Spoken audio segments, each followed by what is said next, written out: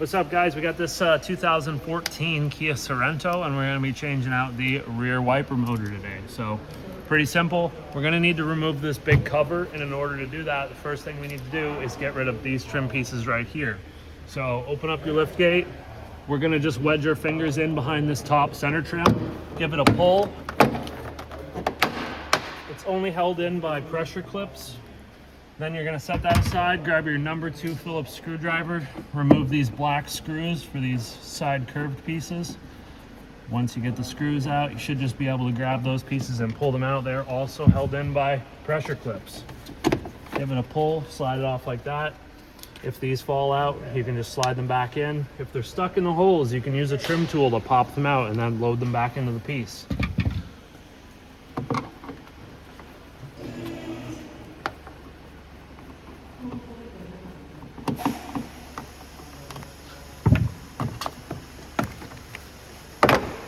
Okay, once we get that off, now we need to work on this. So looks like we probably got some screws that are up in here. Yep, once again, number 2 Phillips. So screws going to be located in all of these holes. There's a total of, it looks like 1, 2, 3, and then we've probably got some here as well that are going to anchor the grab handle to the actual lift gate itself, which we'll use a small flathead screwdriver to get to those. So let's get these 3 out, and then I'll show you the grab handle. All right, I also forgot to mention we've got hidden ones that are up here as well. So let's get those ones out. There's 2, 1 on each side.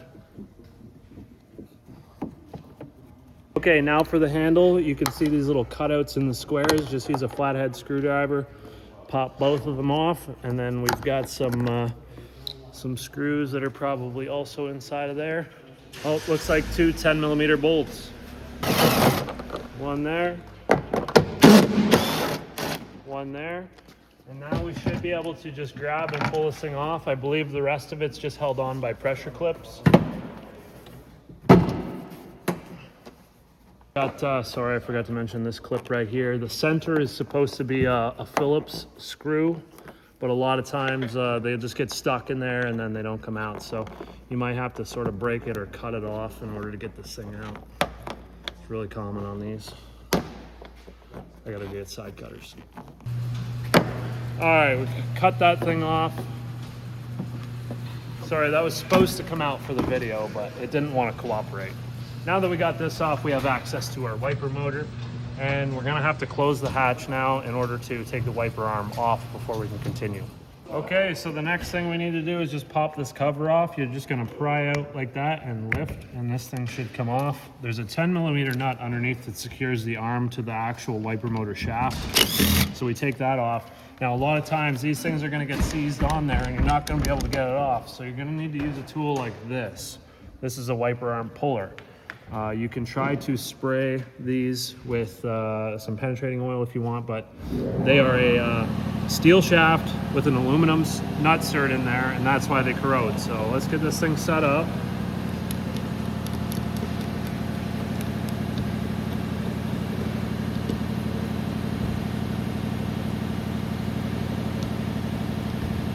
And then we should be able to tighten this thing down now. It's going to put some pressure on this. Hopefully this doesn't break, but it might break.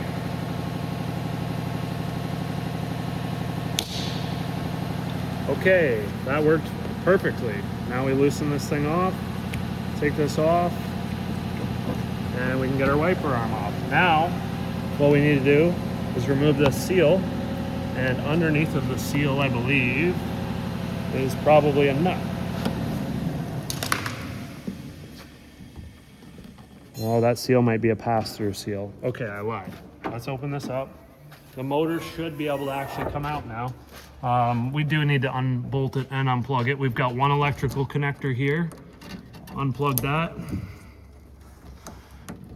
And then it looks like we've just got some 10mm bolts here. So let's buzz those out. 1 here. 1 over here. And then we've got 1/3 one and final one over here.